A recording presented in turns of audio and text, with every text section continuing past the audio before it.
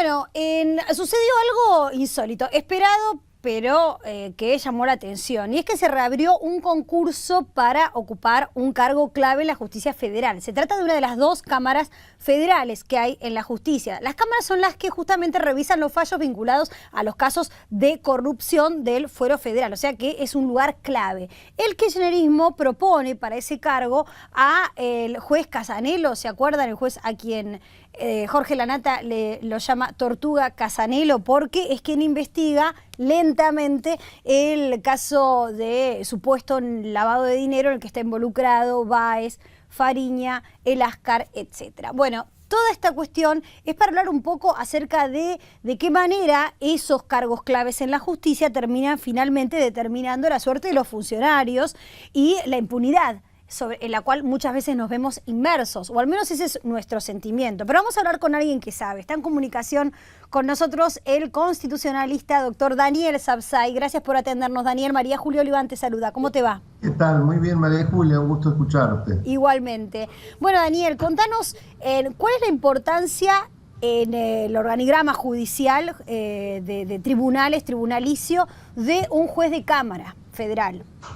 Bueno, es fundamental porque es la instancia revisora, es decir, aquella ante la cual se puede recurrir de un fallo de primera instancia. Pensá que para llegar a la Corte Suprema se da solo en casos excepcionales en que básicamente existe un agravio a la Constitución en la decisión tomada. Por lo tanto, en la mayoría de las circunstancias, el pronunciamiento de la Cámara ya deja firme a una sentencia de primera instancia. Ahora, en el caso de las cámaras federales, estaba vacante o había un juez que era titular, el juez el Faraj, que era titular de una cámara, de una sala, y subrogante en otra. Y había todo un reclamo para que se llame a concurso. Lo que llama la atención es el candidato y el momento que se elige para cubrir esa vacante, que era un reclamo del 2008, ¿no? Mira, es todo un procedimiento de manejo de los concursos conforme al cual se reflotan o se mantienen cajoneados en función de los candidatos y ante la posibilidad precisamente de posicionar en la terna a aquellas personas que son fieles al gobierno, al Poder Ejecutivo. O sea que forma parte de el modo tan espurio en que desde hace ya años se manejan los concursos. Por eso hay tantas vacantes, porque de esta manera tardan una cantidad inmensa.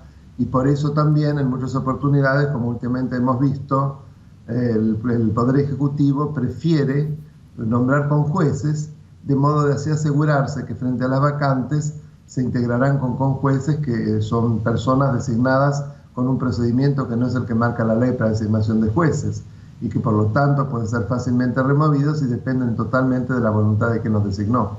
Así que son distintas prácticas que van pervirtiendo totalmente el principio del juez natural y la independencia de los jueces.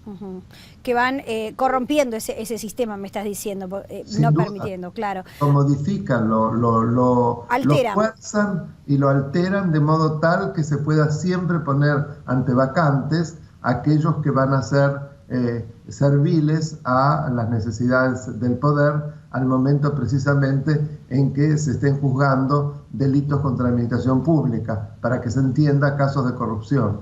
Ahora, esto es una clásica de los gobiernos que están en retiradas para garantizarse impunidad frente a las causas que pueden llegar a avanzar ante un cambio de gobierno. Te confieso que no recuerdo un fenómeno tan extendido y tan, diría, visiblemente arbitrario como el que está haciendo esta administración. No recuerdo otro caso así. Porque yo recuerdo en el menemismo, bueno, y también con el mítico libro Hacer la Corte de Horacio Berbisky, que finalmente la Corte Suprema de Justicia, que tenía una conformación muy cercana al poder político de turno de ese momento, el menemismo, cuando vino el kirchnerismo, la modificación de la Corte parecía que nos daba unos nuevos aires de justicia o unos nuevos aires de independencia del poder político, ¿no? Pero todas estas maniobras por debajo de la Corte y también otras cosas que han sucedido en la Corte finalmente nos terminan con haciendo ver este escenario que es igual o peor, ¿no? Y es un escenario tremendamente desilusionador. Uno se desilusiona cuando ve esto y deja de confiar en la independencia de la justicia y en la posibilidad de terminar con esta cultura de impunidad.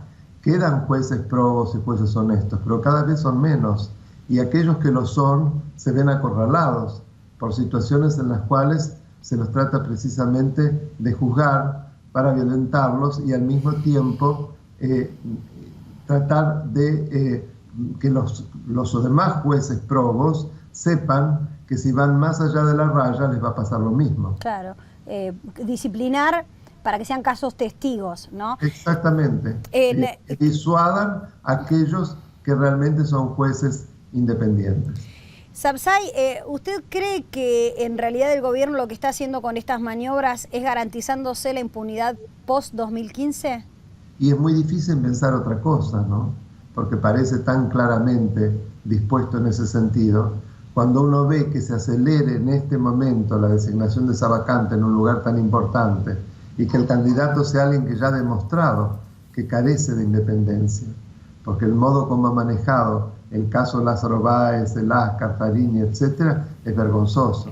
Para que la gente que no sigue el caso atentamente pueda entender por qué es vergonzoso, ¿cuál es la mayor dilación que cometió el juez Casanelo en ese proceso? Bueno, por empezar, para hacer el allanamiento tardó tanto tiempo que pareciera que se esperó que precisamente no se pudiera encontrar nada, y cuando llegó, obviamente, ya las cosas habían sido dispuestas de manera tal que no sirvieran las pruebas. Además, los plazos los dilata indefinidamente. Uno no ve noticias sobre el caso. Yo no puedo decir los detalles porque no tengo acceso a la causa. Claro. Pero uno ve que es impresionante el tiempo que tarda cada una de las actuaciones.